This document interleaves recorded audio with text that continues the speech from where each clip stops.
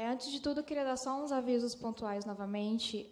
Quem se inscreveu ontem, foi para o credenciamento ontem, assinou. Por favor, se vocês pudessem ir depois no credenciamento de novo, assinar novamente o segundo dia, ia ajudar bastante. E, mais uma vez, tomem cuidado, quem for desse lado, para passar na frente da câmera, porque, como eu disse ontem e vou ressaltar, a câmera sempre tem que estar linda e apontada para mim, não para as costas de vocês, quando vocês estiverem passando, tá bom? Agora eu quero chamar o nosso querido grande homem dos debates, Pedro Cabral.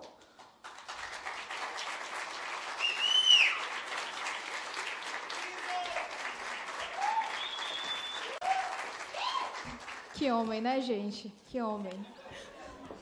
E ele agora vai ser o responsável pelo debate que vai seguir agora.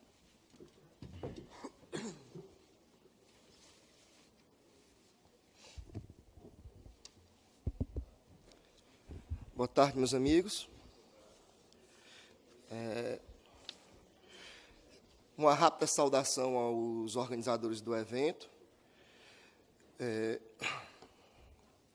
Muito orgulho atender a esse chamado desse evento que já virou tradição no meio liberal e do qual fui fundador há 5 anos atrás, juntamente com o nosso atual presidente, Rafael, com o Rodrigo, com a Gabi, com o Jefferson, com tantos outros.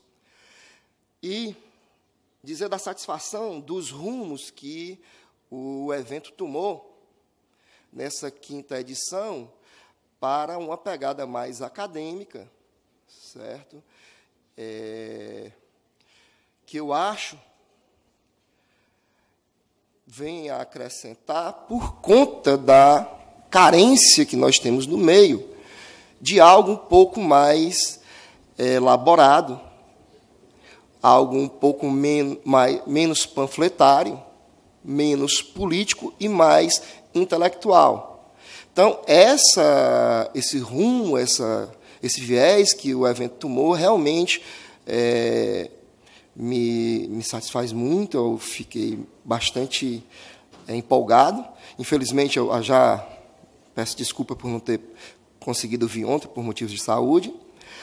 E eu gostaria, então, passando aqui adiante do nosso protocolo, a fazer a chamada dos nossos debatedores, certo? Eu vou apresentá-los, depois vou expor rapidamente como será feita, como será a dinâmica do nosso debate. Então, começo por chamar o professor Alexandre Bacelar, por ser visitante. Então, como é visita, por favor, professor. Palmas.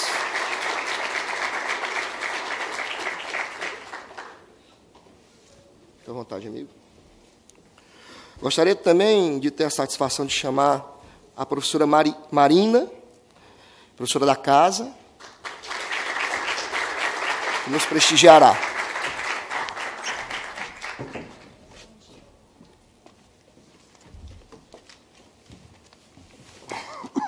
O professor Alexandre, meus amigos, ele é bacharel em Direito pela Universidade Estadual do Piauí, licenciado em História pela Universidade Federal do Piauí, mestre em Ciência Política pelo Instituto Universitário de Pesquisas do Rio de Janeiro, doutor em Ciência Política pelo Instituto de Estudos Sociais e Políticos da UERJ. Atualmente é professor assistente da Universidade Federal do Piauí, da qual eu nutro muita saudade dos tempos do Hered, dos encontros estudantis que a gente fazia por lá. A professora Marina Andrade Cartacho é advogada, minha colega, mestre em Direito Constitucional pelo Programa de Pós-Graduação em Direito Constitucional da Universidade de Fortaleza, dessa casa, doutora também em Direito Constitucional, também pelo programa da Unifor, professora de Direito Constitucional e Direito Internacional Privado no curso de Direito da Universidade de Fortaleza. Eu, quando li o currículo dos professores, eu tive uma satisfação ainda maior, porque realmente casa com aquele viés que eu falei aqui. E eu acredito que nós teremos aqui um debate de alto nível, no plano das ideias. Obviamente, para se debate, há de ter discordância, há de ter o contraditório, porque debate a favor ou contra alguma coisa não é debate, é mesa redonda. E o intuito que a gente tem aqui, o intuito que a organização tem é de realmente promover o confronto de ideias. Obviamente, dentro da urbanidade, tanto dos debatedores como da plateia, inclusive para mostrar ao nosso convidado que nós somos todos muito civilizados aqui. Apesar daquela verve tapeba e tremembé que corre nas veias do cearense, né? Do qual eu sou, assim, digamos, um fenótipo bem característico, né?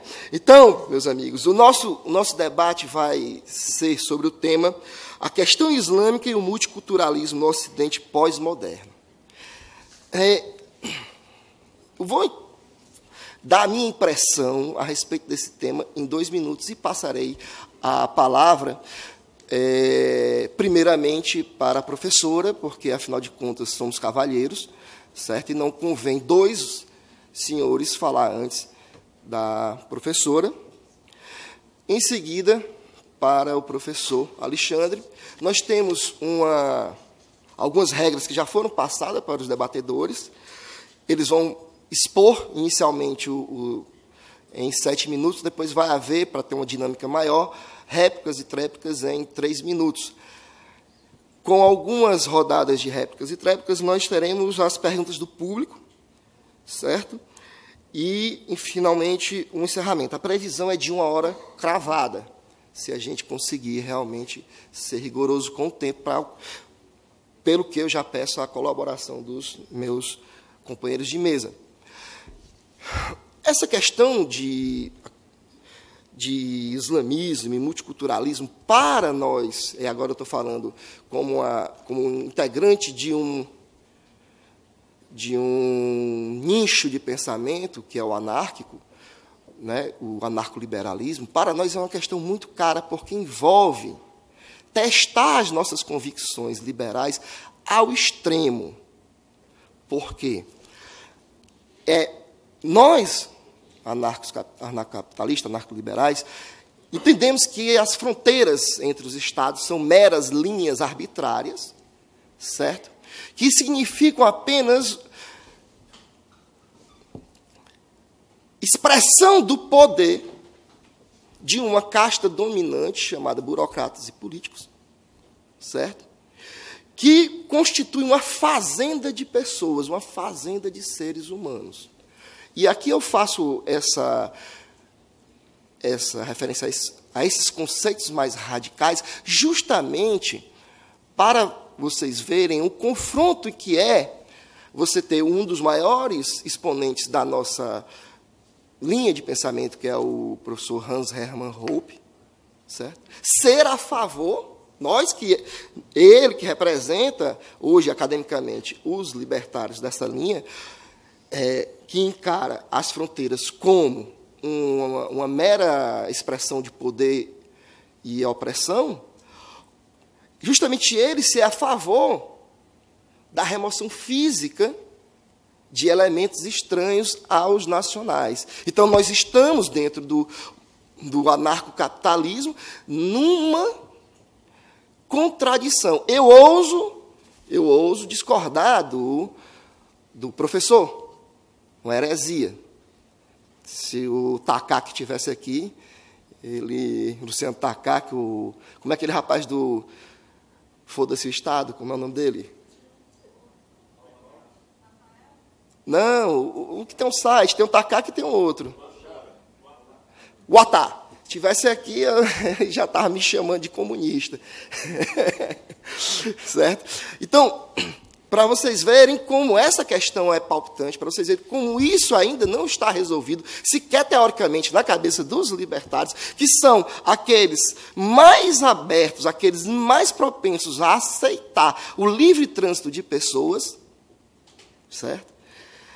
É que dá realmente a dimensão desse debate, fora desse nosso gueto, que nós somos um gueto intelectual, digamos assim, passando para aquelas para aqueles nichos de pensamento e aqueles grupos de pensamento que admitem, sim, a existência do Estado, que admitem, sim, a interferência dos burocratas na imigração, que admite, sim, a existência de leis estatais. Se para a gente, que tentamos ser o mais liberal possível, isso é um conflito interno, quem dirá para os demais nichos de pensamento. Então, feita essa contextualização, é que eu pergunto, professora, a questão islâmica e o multiculturalismo no Ocidente pós-moderno, admitindo-se, porque nem é todo mundo que admite, a existência da pós-modernidade. Certo? Por favor, fique à vontade. A senhora tem 7 minutos. Estou no meu. Tá ótimo. Então, primeiro, agradecer o convite, né? Eu não sou libertária, então vou fazer o mesmo posicionamento da Érica, mas eu li o edital, eu sabia onde é que eu estava metida, porque eu tenho amigos, né? Eu tenho alunos que são do Atlas aqui na Unifor, inclusive tem uns aqui na plateia, tem outros que já se formaram, eu tive até a oportunidade de ver a defesa da monografia na época. Então, eu não sou libertária, tá? Na verdade, eu seria o que seria um liberal americano, né, um social-democrata, mais ou menos. Mas eu não tenho um segmento político muito definido, eu costumo dizer que eu sou de centro, porque eu gosto de ficar na neutralidade, de poder elogiar os pontos positivos e também me dar a liberdade de fazer as críticas nas coisas que eu não concordo. Tá?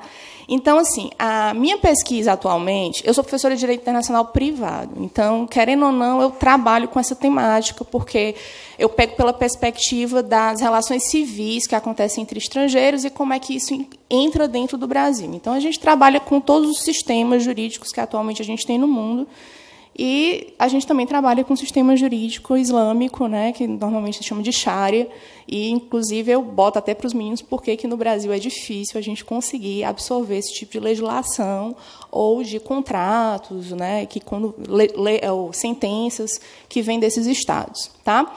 E, atualmente, eu estou pesquisando, para a minha tese de doutorado, a possibilidade de uma cidadania política para o estrangeiro residente no Brasil de forma permanente. E não tem como falar de multiculturalismo, né, na Europa sem falar de imigração. Tá?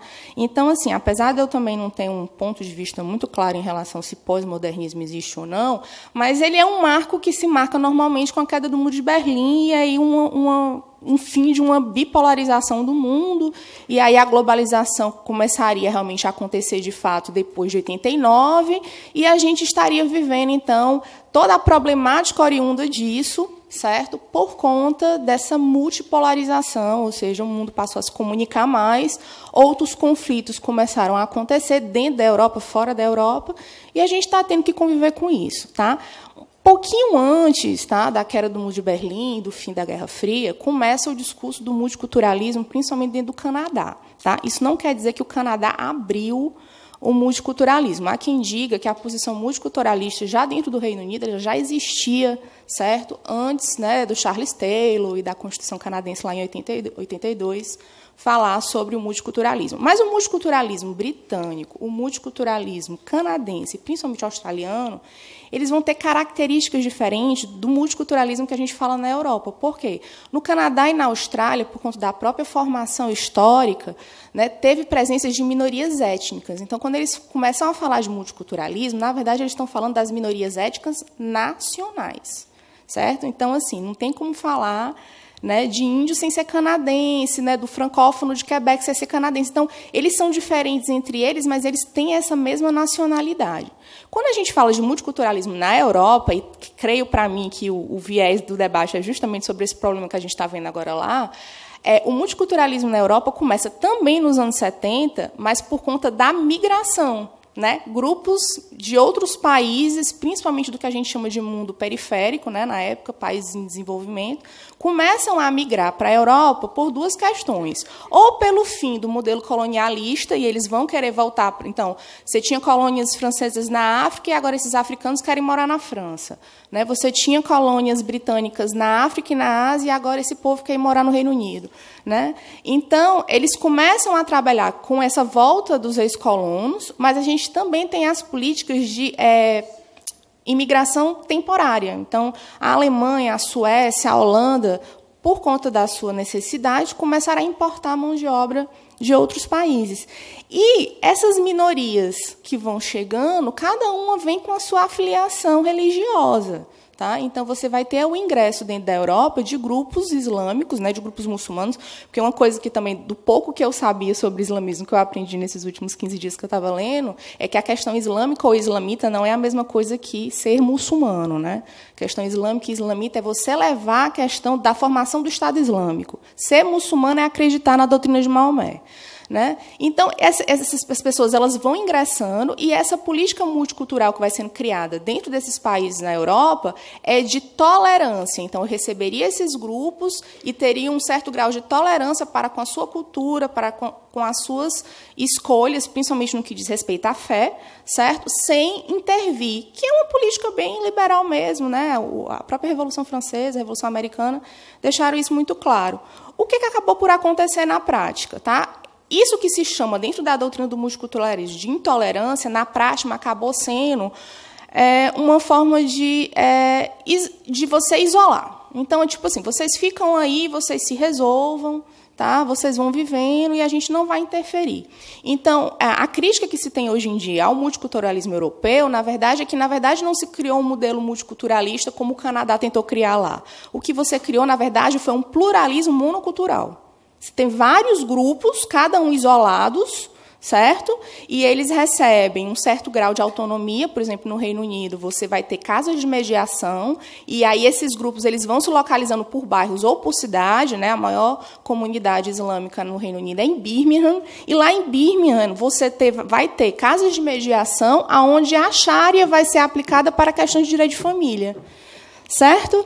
E, de uma certa forma, teve uma resistência muito grande também da comunidade britânica, né, de receber essas pessoas. Então, não sei se, de uma certa forma, por questões de racismo, eu não vou entrar nesse mérito, ou mesmo de não saber lidar e não ser taxado como um país que está assimilando e que está acabando com a cultura dessas pessoas. Então, foram se tolerando certas práticas, né, ou pelo menos não dando tanta visão a elas. Então, as escolas só tem crianças muçulmanas, né? A língua é tolerada, o comércio falado naquela língua é tolerado, e isso vai criando, na verdade, pequenos guetos.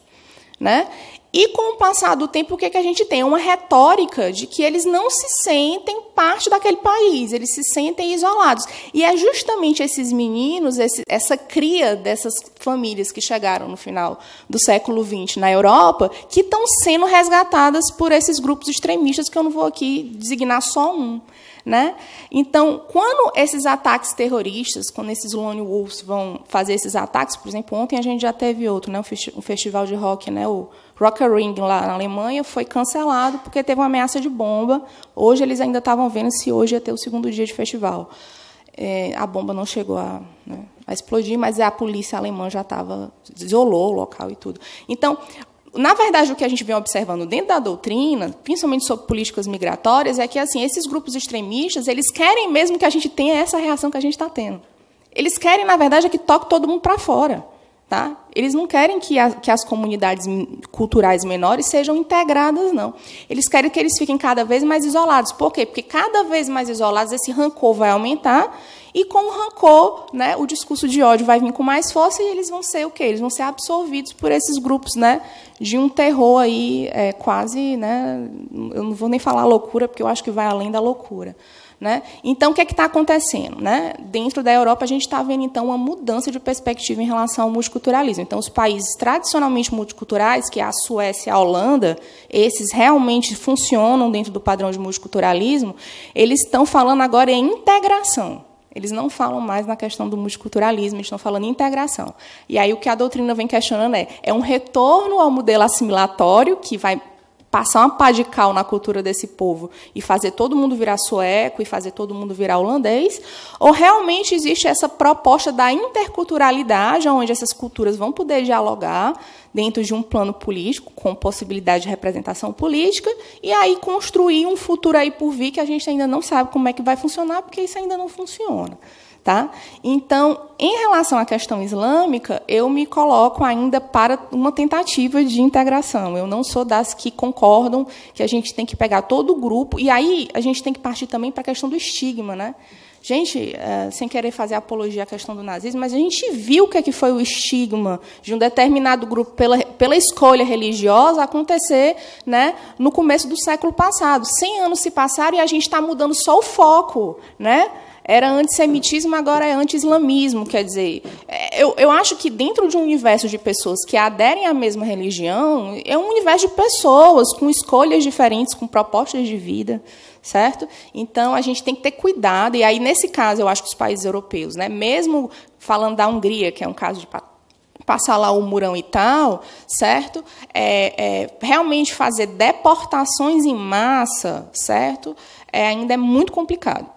Né? Então, a minha postura atualmente é de ver se realmente a integração, se esse discurso interculturalista, ele ainda pode ser uma possibilidade, certo?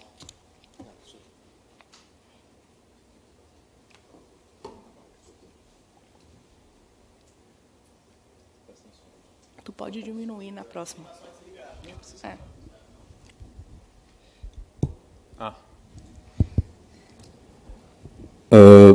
Muito bom dia a todos. Agradeço ao Rafael pelo convite. Não estou bem certo se eu vou ter um debate com a professora. Quando eu vim aqui, eu vim com receio de concordar com tudo que eu fosse ouvir, por puro tendência natural de concordar com tudo. Eu certamente concordo, professora, que tem que haver uma integração. O problema, eu vou só botar uma pequena dificuldade. Toda integração, ela supõe um integrante e um integrado. Certo? A integração, ela não é... Ou seja, você tem alguma coisa integrada em outra. Então, a pergunta que você tem que fazer é quem integra o quê? Quando você fala em integrar o Islã, toda vez que alguém... a gente está falando propriamente em integrar o Islã como cultura. Certo? Só que isso tem um problema. O Islã não é uma cultura. Certo? O Islã é uma legislação, é um corpo de legislação. Certo? Entre um islã, um muçulmano indonésio, existe tanta diferença cultural entre um muçulmano indonésio e entre um muçulmano iraniano ou entre um muçulmano sudanês do que existe entre um alemão, um húngaro, um russo, certo? Então, nós temos, por excessivo zelo com a linguagem criada nas nossas próprias universidades, de interpretar o mundo todo como se fosse uma cultura, mas o fato é que o Islã, ele é uma ordem política integral em si mesmo.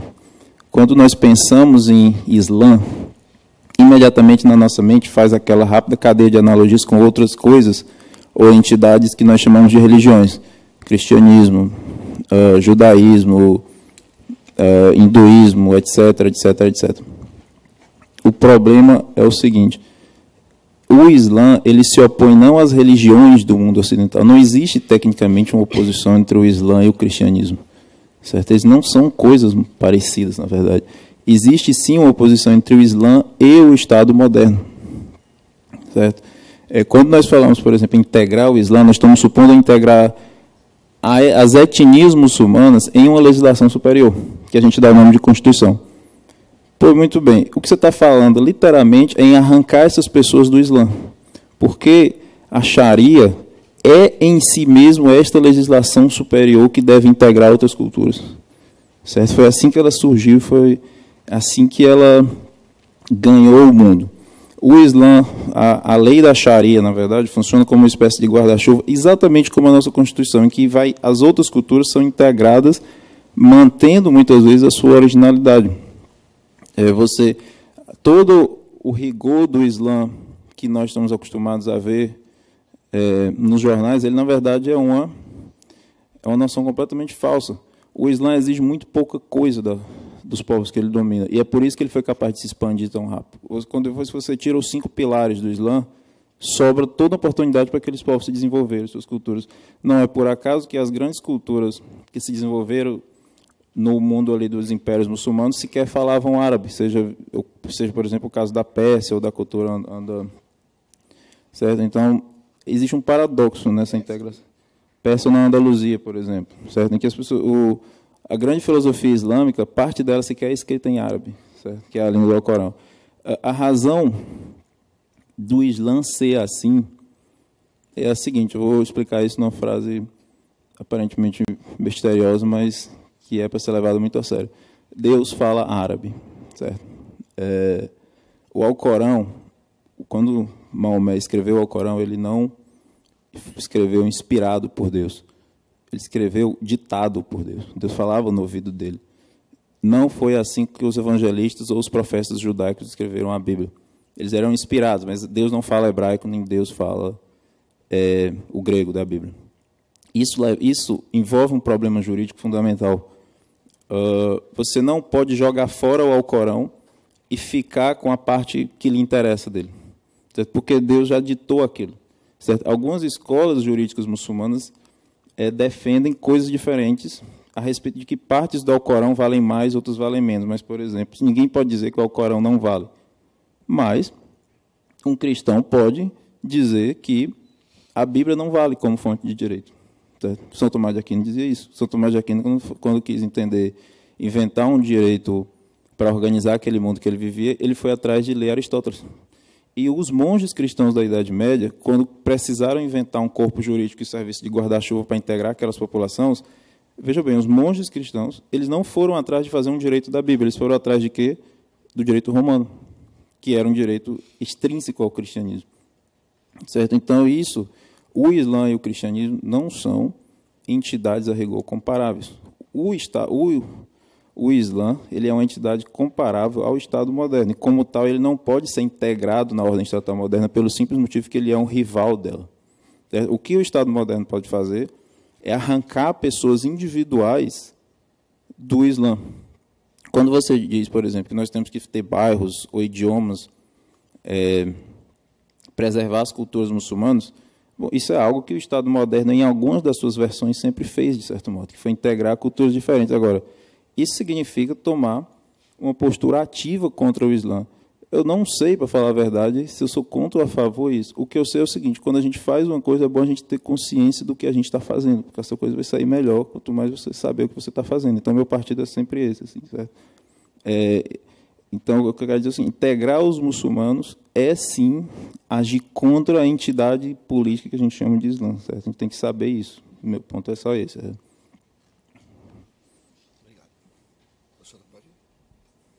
Está funcionando agora? Tá. Vocês não esperem por mim, não. Viu? Tá certo. Então, assim, professor Alexandre, eu também concordo.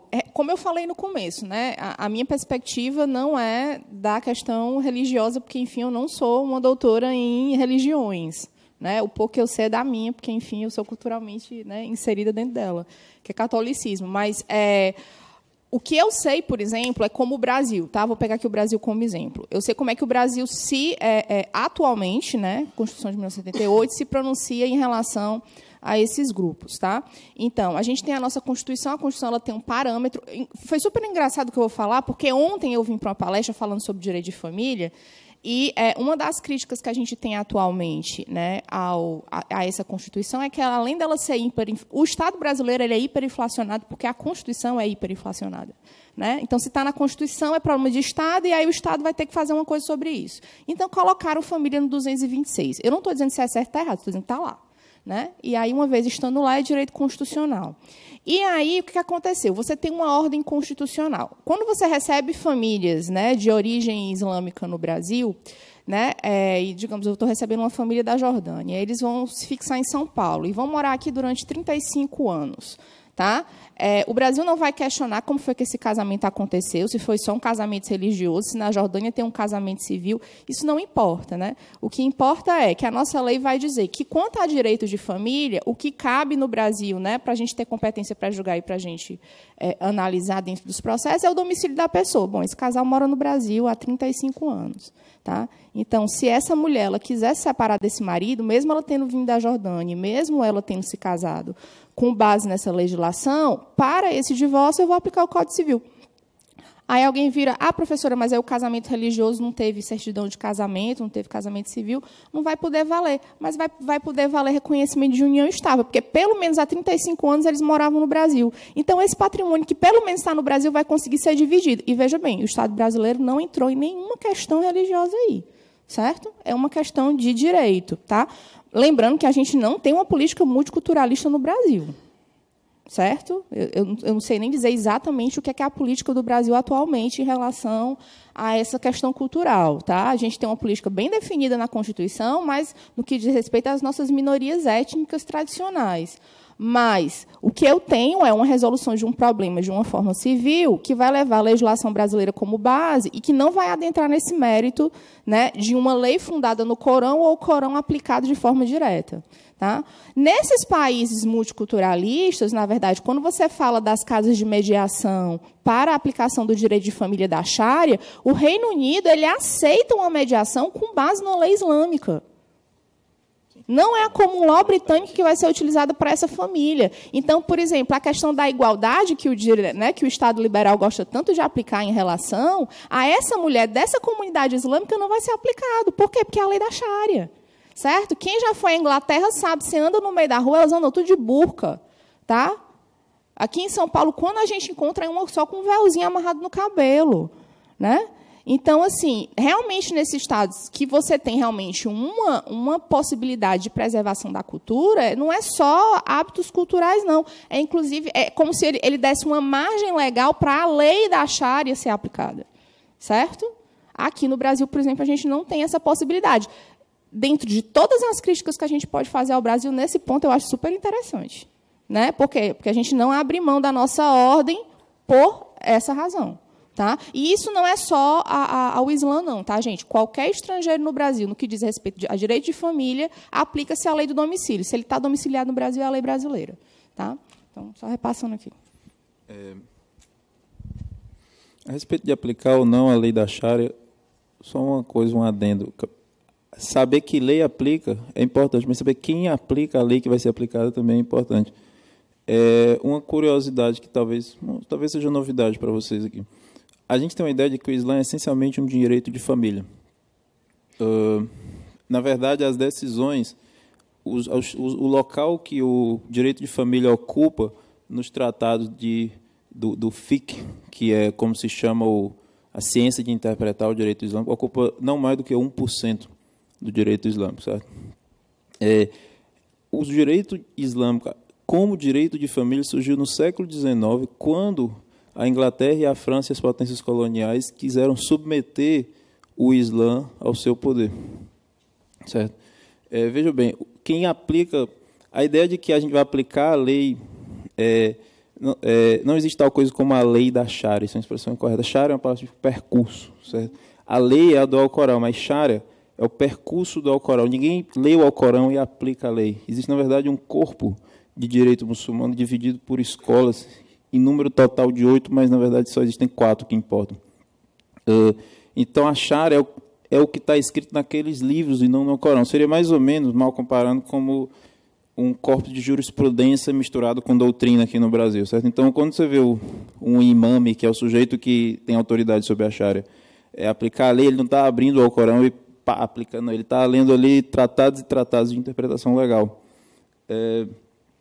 E a classe desses estudiosos que têm autoridade para interpretar o Corão, não só o Corão, mas as fontes do direito, que é o Corão, o Hadith e a Sunna.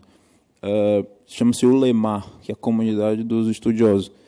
Esses caras dominavam até o meio do século XIX a comunidade islâmica como tal. Eles eram ali aquele corpo de estudiosos, ninguém conseguia governar sem a ulema. Pois muito bem.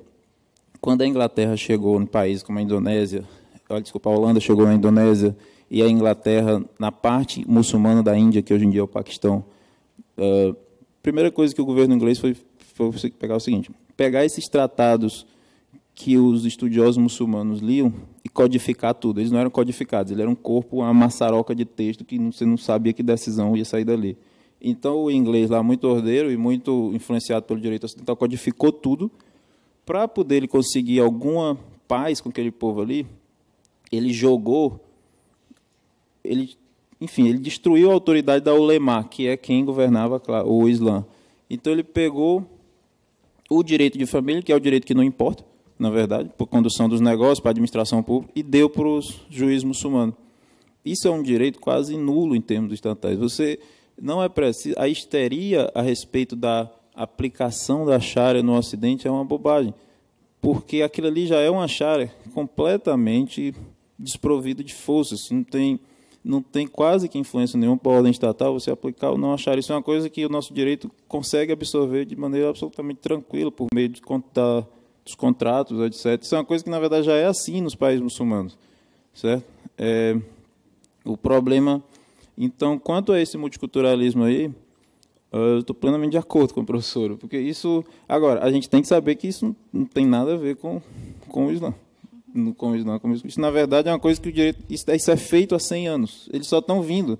O sujeito que vivia assim no Egito, ele está imigrando para a Inglaterra, mas é a mesma coisa. Assim, a Sharia reduzida à jurisdição sobre os problemas familiares já é uma Sharia homeopática. Definitivamente isso não é um problema. Isso já é uma criação de juristas ocidentais.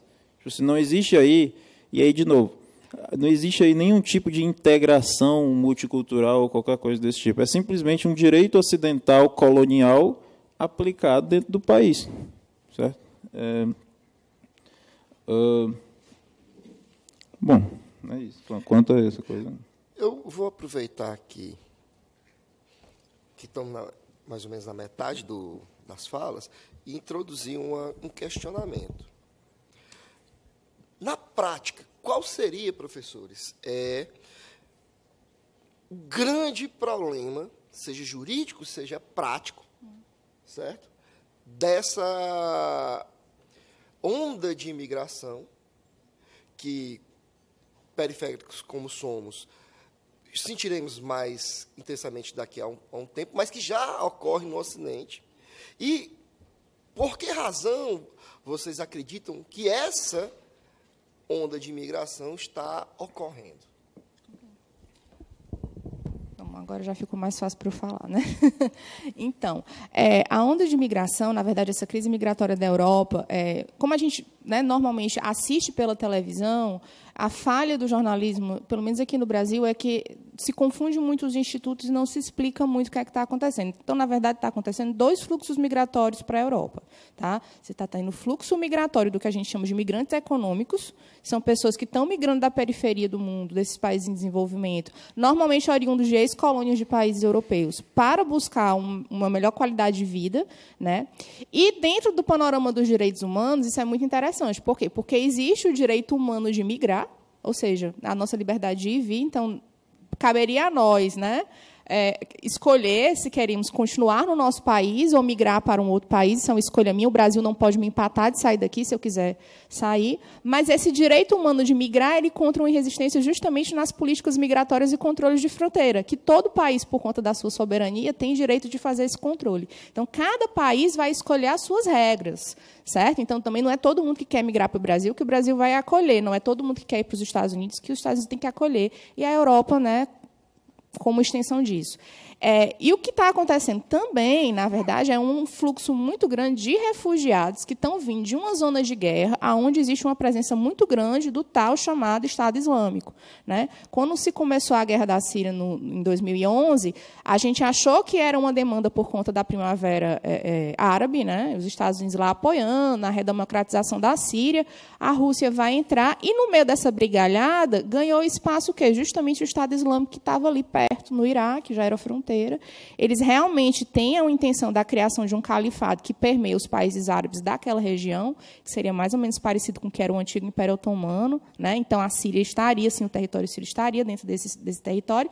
E eles pegaram justamente essa onda de instabilidade e entraram também. Então, na verdade, ali você tem 2 problemas. Você tem o problema da guerra da Síria com Bashar al-Assad e você tem o Estado Islâmico também querendo tomar o poder de lá. E a população civil acabou por sofrer as consequências. Tá? E aí a gente começou a ver, então, um fluxo migratório vindo da Turquia para a Grécia, né, da grande maioria de refugiados, e a gente está acompanhando também um fluxo migratório que está saindo da Tunísia e da Líbia, também para a Europa. Mas, na verdade, quando você tem os sírios fugindo, a gente está vendo um fluxo migratório de refugiados, pessoas que estão fugindo de uma zona de guerra. E quando você está vendo esse fluxo que está saindo da África para a Europa, na verdade, são pessoas pobres tentando entrar em países mais ricos para conseguir empregos. Certo? Então, criou-se uma questão de crise migratória, mas, na verdade, que tem opções políticas diferentes. Uma coisa é a política que você tem em relação a refugiados, e refugiado é uma questão de direitos humanos, infelizmente. Né? São pessoas que, em tese, não teriam outra opção. Tá? Elas estão fugindo para sobreviver mesmo. Tá? Enquanto você tem imigrantes econômicos, e imigrantes econômicos, na verdade, também tem a perspectiva de que ninguém é obrigado a importar o pobre do outro lugar. Então, quanto à política migratória econômica, eu posso ter regras mais severas, mas quanto à política migratória de refugiados, aí eu tenho que ter uma relativização. Porque, inclusive, a Convenção da ONU de 1951, quando ela foi elaborada, ela trata a questão dos refugiados como sendo uma questão de cooperação internacional. Então, o problema dos refugiados não é da Grécia, não é da Alemanha, não é da Turquia, não é da França. É um problema da humanidade. Então, em tese, você poderia ter a redistribuição, que a gente chama de reassentamento dessas pessoas em grupos para determinados países, que foi a primeira proposta que a União Europeia quis. Portugal ficaria com tantos, a Espanha ficaria com tantos, e aí você distribuiria essas pessoas, o impacto demográfico não seria tanto, não haveria também uma sobrecarga da tributação daquele país para atender às demandas dessas pessoas que estavam chegando. Acontece que, na hora de ratear os amiguinhos que estavam vindo da guerra, ninguém quis. Né? E aí o caso mais icônico é o caso da Hungria, né? Que a Hungria resolveu, então, dizer que não recebia ninguém, não só não recebia, como não permitia a passagem por dentro do seu território, cria lá, né, o muro do Trump na Hungria já foi construído antes, né? Eles criam uma polícia de imigração para caçar refugiados, eu achei esse negócio fora de série. O que eu acho uma grande hipocrisia, na verdade, porque dentro da Europa, a nacionalidade que mais se beneficiou da Convenção de 1951, ou seja, justamente do status de refugiado, foi a Hungria, justamente na sua guerra de separação do Império Austro-Húngaro. Quer dizer, a gente teve muito húngaro que foi beneficiado com as regras da Convenção de 1951 dentro de outros países europeus. E agora eles não querem receber nenhum. A gente também tem o caso da Áustria, que até 2015 estava super apoiando, que tinha que receber, né, inclusive fazendo parcerias com a Alemanha em políticas. E aí, ano passado, por conta realmente da demanda de pessoas, que estava aumentando cada vez mais, a Áustria resolve, então, que não quer mais receber refugiados e que vai, né, inclusive fez, né, reformas legislativas no sentido de restringir, se eu não me engano, eles só recebem 80 pessoas dia dentro do território da Áustria por essa razão. Tá? Então, dentro desse contexto de refugiados econômicos e de imigrantes econômicos e de refugiados, você também tem a infiltração de pessoas dentro da Europa com outros propósitos. Tá? E aí talvez seja o grande problema mesmo. E aí, se fosse um problema fácil, tivesse uma solução fácil, né, eles já teriam resolvido. Na verdade, quando eu falei que a Europa está revendo as suas políticas de imigração, inclusive as suas políticas de multiculturalismo, é porque eles sabem que também pegar todo mundo, colocar dentro de um avião, colocar dentro do avião e mandar de volta, não vai resolver o problema, vai criar um outro. E a Europa ainda vai ser apontada como a culpada desse caos que vai acontecer com esse retorno em massa. Certo? Mas eles também não podem continuar com a política que eles estão hoje em dia, porque eles não estão conseguindo controlar. Tá? Por exemplo, foi criado em 2015 tal de umas casas de redesradicalização, certo? Que, na minha cabeça, só vem o laranja mecânica com cenas de ultraviolência. Mas é uma proposta, né? A Alemanha também tem uns centros desses, onde você vai tentar explicar para o muçulmano que ele está no Ocidente, que no Ocidente a mulher bebe no bar e que ela usa o cabelo solto. E, se ela quiser, ela pode usar uma mini saia. Isso não necessariamente quer dizer que ela quer ter sexo com você. Certo? A Arábia Saudita também, né, que também é outra questão que a gente não está falando aqui, né, os países árabes que não estão recebendo os refugiados árabes, que eu acho que isso é ridículo, né? E a Arábia Saudita também está passando por uma experiência de uns centros de desradicalização muçulmana, né? E aí foram os psicólogos, só me lembrei lá da teoria de Ludovico, quer dizer, pode ser que funcione, pode ser que não funcione, mas é como eu estou falando, uma mudança está acontecendo. Tá? O discurso atual é o discurso da integração. Então, vamos tentar integrar, tá? Mas integrar sem assimilar. Eu realmente concordo com o professor. Eu acho difícil, realmente, você ter um encontro de culturas dentro de um diálogo e alguém acabar não abrindo mão de alguma coisa. Ou a gente vai ficar cada vez mais perto da cultura deles, ou eles vão acabar perdendo um pouco da cultura também. Agora, deixar do jeito que está é que também não é a melhor solução. Né? Porque a gente está... Quer dizer, da forma como se encontra, a gente está vendo que a radicalização das pessoas está aumentando. Tá? Então, eles estão tentando buscar políticas que tentem, pelo menos, diminuir, né, esse influxo de jovens radicais, né, dentro do novo Estado Islâmico. E aí, professor? Apenas um ponto. Quando a gente fala em contenção da imigração islâmica ou do islamismo, é bom a gente lembrar o seguinte: essa contenção do islamismo, a Europa está discutindo um tema agora que já é feito há mais de 100 anos por outros estados que não europeus. É por puro preconceito dos europeus que não querem aprender com os povos. Tem mais de 100 anos em contenção do islamismo, que é o caso do povo turco, do povo egípcio, do povo da Tunísia. A gente tem a mania de olhar, a gente olha para o mapa do mundo e acha que você tem aqueles países ali, eles são todos islâmicos, têm uma nacionalidade islâmica, e daí a população deles vem vindo que eles são islâmicos. Isso simplesmente não é verdade.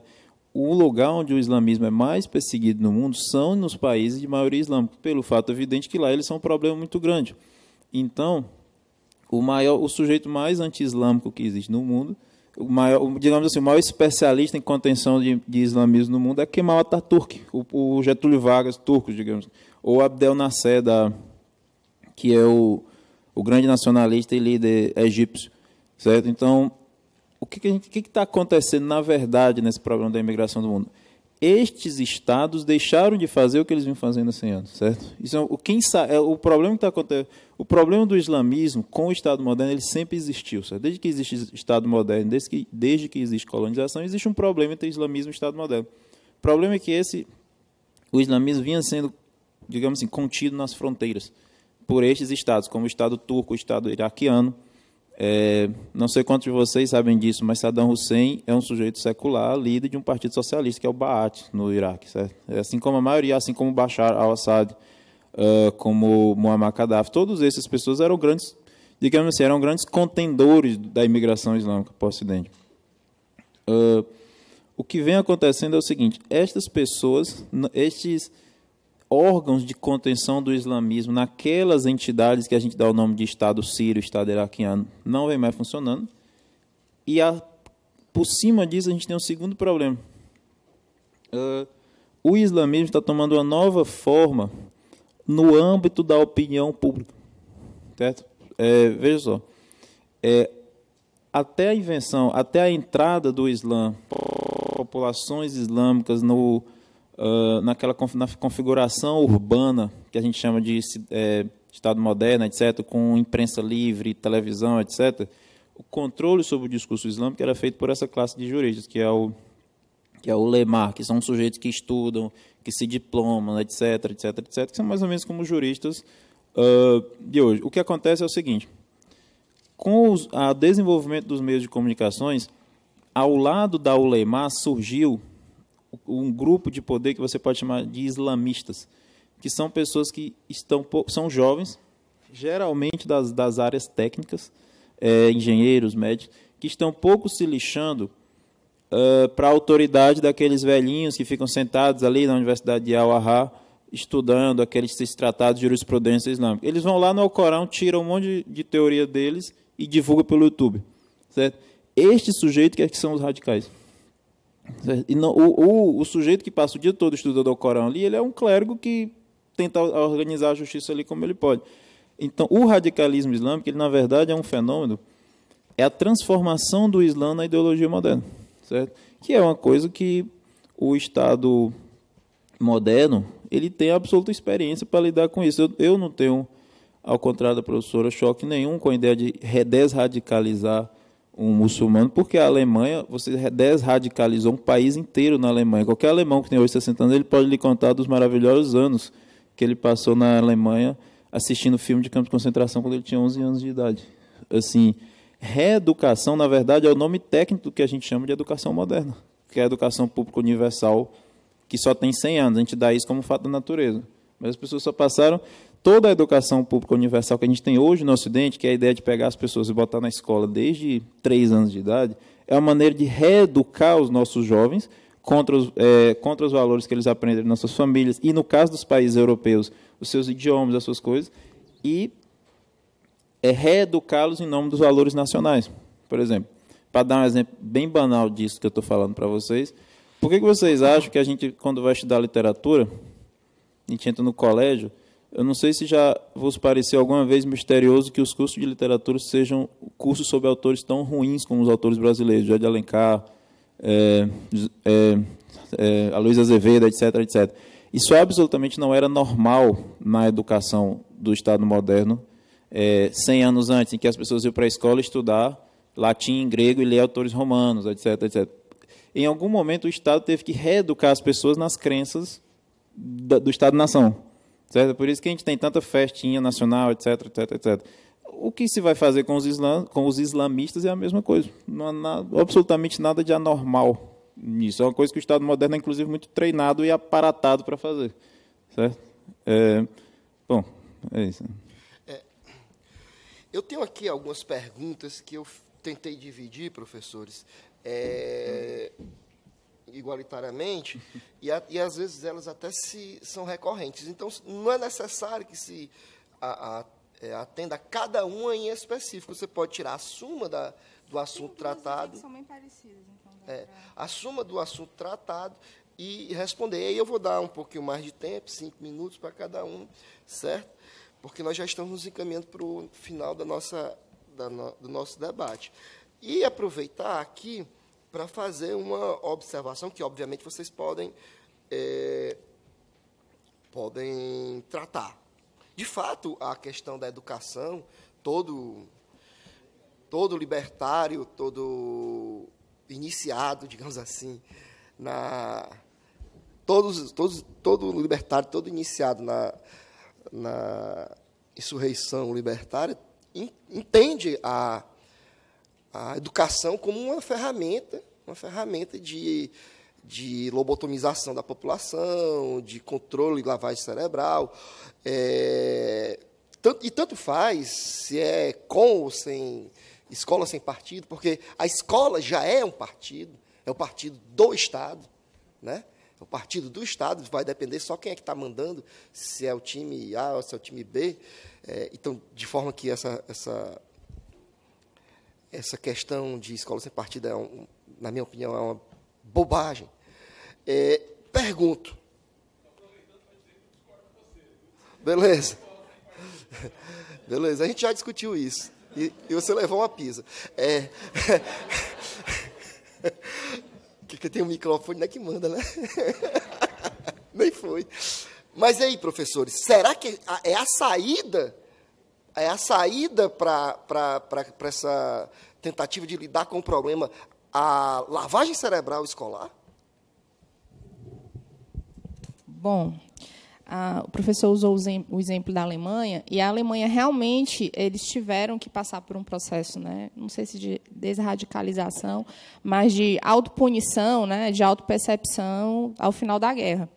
E, atualmente, os reflexos de como a Alemanha está recebendo essas pessoas, lembrando-se que, na verdade, a gente está falando aqui da crise migratória de 2008, né, de 2011, mas, na verdade, a Alemanha ela já vinha recebendo, né, pessoas de nacionalidade que praticam o islamismo como religião, que eram os turcos, né? Também vai receber grupos minoritários curdos, que não são muçulmanos, né, mas que ocupam ali aquela região tradicional do Kurdistão, que faz fronteira com Turquia, Síria, Iraque, né, justamente por conflitos armados. Então, assim, uma das políticas migratórias, de multiculturalismo que a Alemanha implementou foi permitir, dentro das escolas onde essas crianças, né, o filho desses imigrantes ia estudar, que algumas pessoas fossem treinadas, monitores fossem treinados na língua, né? Então, eles têm essa política. E uma vez na semana, uma aula é ministrada, né, sobre a cultura daquele país, falada na língua daquele país, para que as crianças comecem, inclusive as alemãs também, a aprender um pouco da cultura daqueles coleguinhas, para não achar que aquilo ali é diferente, né, que eles também... Então, uma forma também de fazer um contexto aí cultural entre as crianças dentro da escola. É o único país europeu que eu sei que tem essa prática, uma prática usual da educação alemã. Mas aqui no caso do Brasil, por exemplo, quando a gente estuda política migratória brasileira, o grande fluxo realmente isso eu não estou falando de escravo português, tá? O grande fluxo migratório que a gente vai ter no Brasil vai ser justamente na metade do Segundo Império, tá? Mas principalmente no final do século XIX, começo do século XX, até meados de 1920, que foi justamente aquela vinda dos europeus que todo mundo conhece, né? Chegaram no Brasil, foram para o sul do Brasil e começaram a ocupar o sul do Brasil. E a política que a gente tinha na época do Império, na época da República Velha, era uma política meio multiculturalista, ou seja, as colônias alemãs, as colônias italianas, elas poderiam viver isoladas, inclusive as escolas eram ministradas em italiano, eram ministradas em alemão, por isso que você tem municípios no interior de Santa Catarina, no interior do Rio Grande do Sul, onde você ainda tem aquele alemão bem tradicional, tá? Porque, por muito tempo, o governo brasileiro tolerou, contanto que eles ocupassem o sul do Brasil, né, e fizessem a função deles, estava valendo. Vai ser justamente quando o Brasil vai construir o Estado Novo, quando o Getúlio Vargas chega, que ele vai dizer não, né? Até porque ele era gaúcho, então ele não gostava dessa galera. Quer dizer, não. No Brasil, a educação ela é do Estado, ela é em português, se estuda história do Brasil, se estuda literatura brasileira. O que é que ele começou a fazer? Ele começou a aculturar, certo? Justamente essas crianças, filhas desses imigrantes, que ainda tem um pouco da cultura desses pais, desses avós, mas eles são brasileiros, né? Então, o que a gente chama de assimilatório é justamente esse tipo de política, que foi uma política que o Brasil teve, por exemplo, dos anos 30 até meados de 1965.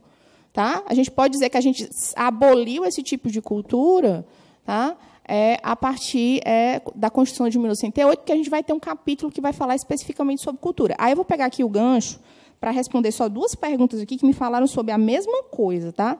Um me perguntou sobre a antropologia cultural típica do Brasil, né? Se ela ajuda a filtrar os excessos do Islã, e o outro me pergunta se seria possível, né, a gente dar uma proteção à cultura islâmica mais ou menos como a gente faz com os indígenas. Né? E aí ele usa aqui o exemplo, por exemplo, da proteção que a FUNAI dá para a morte de crianças, né, de algumas tribos. Os Yanomami, eles têm uma prática, né, de abandonar os filhos que têm algum tipo de deficiência, principalmente nos membros. Né? Isso seria explicado culturalmente pela dificuldade que essa criança teria de se locomover. Eles abandonam os velhos também. E aí isso não é crime, tá? No Brasil, porque eles são indígenas. Eu acho que não. Tá? Eu acho que o Islã ele não tem condições de ser protegido no Brasil, tá? Da mesma forma, porque aqui no Brasil, especificamente, essa proteção que a Constituição dá é só os povos indígenas, certo? E aí algo parecido com isso que a Alemanha passou, né? Uma meia-culpa que a gente tem sobre o que os europeus fizeram com a população indígena, que quase dizimou e pererê papapá. Então, a gente deixa eles lá no meio da selva, vivendo com base nas suas leis, contanto que eles não sejam civilizados. Né? Então, a regra é essa. Se já tivesse civilizado, aplica a lei como a nossa. Se ainda é Yanomami, né, dentro da selva, ele não aplicaria a legislação a eles. E algumas coisas seriam toleradas. Em relação aos estrangeiros, isso não acontece. Tá? O nosso direito penal aqui no Brasil ele é muito claro. Não importa a nacionalidade do agente, importa se o fato no Brasil é típico e está previsto em lei como crime. Aconteceu dentro do Brasil, tem que ser punido. Tá? O que pode acontecer pós-punição, dependendo do alto grau de periculosidade da pessoa, agente do crime, uma expulsão dessa pessoa. Tá? Então, aqui no caso, né, de morte de criancinhas, né, ou de algum tipo de coisa que o Islã permite em relação às mulheres, por exemplo, essas pessoas elas não teriam essa tutela que o Estado dá em relação aos indígenas, porque, enfim, eles são estrangeiros, eles não são essa categoria que a gente protege especificamente. Dá tempo eu explicar só rapidinho isso daqui? Da antropologia cultural do Brasil, ajuda a filtrar os excessos do Islã. Gente, tem uma coisa que eu não sou antropóloga, tá? Eu não tenho formação nisso, mas eu comento muito nas minhas aulas de Direito Internacional Privado, que é o fenômeno Brasil e Estados Unidos. Eu nunca vi duas culturas tão fáceis de ser assimiladas sem política pública. É impressionante. No caso do Brasil, eu acho que também tem muito a ver com a questão do filho do estrangeiro, assim que nasce no Brasil, virar brasileiro. Não sei se isso fica na cabeça e aí eles vão mesmo que perdendo com o tempo e vai mesclando e vai ficando que é meio brasileiro, mas o pai é não sei o quê. E no caso dos Estados Unidos, é uma cultura, há quem diga, né, o pessoal da política da conspiração, que existe toda uma estrutura mega, né, formada pelos Estados Unidos para propagar a sua cultura. Gente, não é, porque é uma cultura extremamente fácil de se absorver. É impressionante. Você não precisa ter ido aos Estados Unidos para absorver a cultura americana. Certo? É de fácil absorção. Tá? Então, de uma certa forma, eu realmente não sei dizer, né, Se essas comunidades, e a gente tem uma comunidade árabe aqui no Brasil grande, principalmente em Foz, tá? Para quem não sabe, Santa Catarina, Foz do Iguaçu, faz fronteira com a Assunção. Na América do Sul, a maior comunidade islâmica que a gente tem é no Paraguai. Tá? Eles moram aqui no Brasil, não há relatos de nenhum tipo de conflito, gente. Mesmo. É um convívio tranquilo. Tá? Gente, eu vou escolher 2 perguntas aqui. Eu recebi mais outras, mas as pessoas que não tiveram suas perguntas respondidas, se quiserem me procurar depois, certo? Bom, uma pessoa me pergunta aqui a respeito, ele pergunta aqui se eu poderia falar sobre como o esoterismo islâmico poderia influenciar, ou se já influencia os pilares do Estado moderno europeu. A pessoa escreveu esoterismo com X aqui, mas eu suponho que ela estava se referindo ao esoterismo com S, certo? Que é a doutrina voltada para dentro. O esoterismo com X é a doutrina voltada para fora, certo? Vou responder da seguinte maneira. O esoterismo islâmico, o perennialismo, ele influencia o Estado moderno europeu que existe em alguns países, como Marrocos, Tunísia. Não sei se ficou clara a minha resposta. Certo? Veja bem, se você for na Tunísia agora, lá é um Estado moderno europeu.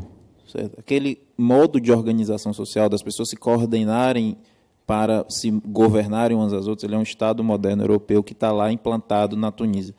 Pois muito bem. O esoterismo islâmico, para quem não sabe, é uma corrente que às vezes é referida como perennialismo, que foi fundada por um professor de matemática francês chamado René Guénon. Certo?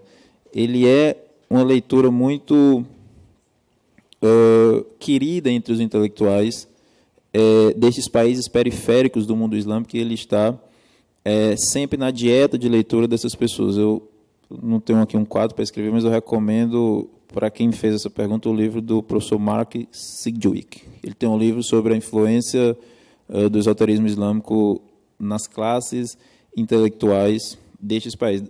Aí deixa eu explicar uma coisa. Essas pessoas que se atraem por René Guénon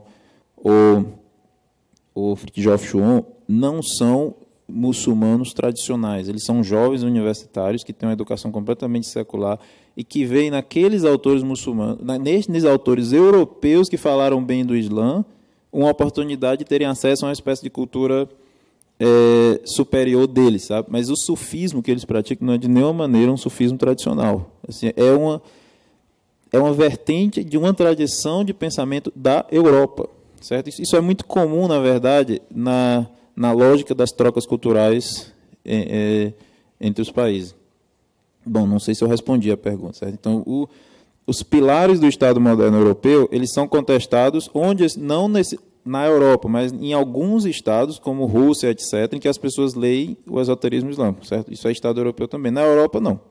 Certo? Não existe, que eu saiba, nenhuma legislação ou um movimento político que use esses autores como base. Então, ele não é contestado, não os seus pilares, embora exista como movimento cultural. Aqui tem uma pergunta clássica a respeito da taxa de natalidade dos muçulmanos, que os caras se reproduzem muito e os europeus não. Esse problema da taxa de natalidade é o seguinte, você botar a culpa nos muçulmanos, para mim é o cúmulo do cinismo dos europeus. Veja bem, para mim quem deu a resposta a essa questão foi o escritor francês, o Michel Houellebecq, com seu livro Submission. A tese, digamos assim, uma coisa que o Houellebecq representa muito bem no livro dele é o seguinte: o Islã só está ocupando um troço que já é nihilista há muito tempo. Então, a natalidade dos muçulmanos não é problema nenhum. Ela seria, num povo vigoroso espiritualmente, uma fonte de riqueza, porque aqueles muçulmanos que fossem saindo ali, eles poderiam ser convertidos em força espiritual de uma nação poderosa. O problema está nos europeus que não querem fazer isso mais, certo? Então, se uma coisa você aprende com o pequeno e visionário romance do Houellebecq, é que o problema da natalidade dos muçulmanos, a natalidade dos muçulmanos não é o problema. O ecratismo, certo? A prática de não ter filhos, o ecratismo dos europeus é um problema. Certo? Esse é um problema dos europeus. O Islã está ocupando um espaço vazio. Paciência. Assim, certo? Meus amigos, infelizmente, sobraram algumas perguntas aqui. Como o professor já falou, ele está à disposição para responder pessoalmente. O avançar da hora nos força a terminar essa conversa, muito embora a gente tivesse muitas coisas ainda para conversar e para desenvolver. Eu queria agradecer mais uma vez aos professores pelas suas explicações, agradecer a organização, agradecer o público que ficou com fome até uma hora dessa assistindo, certo? Isso significa que o debate foi proveitoso e foi interessante. Até mais, muito obrigado e até uma próxima oportunidade.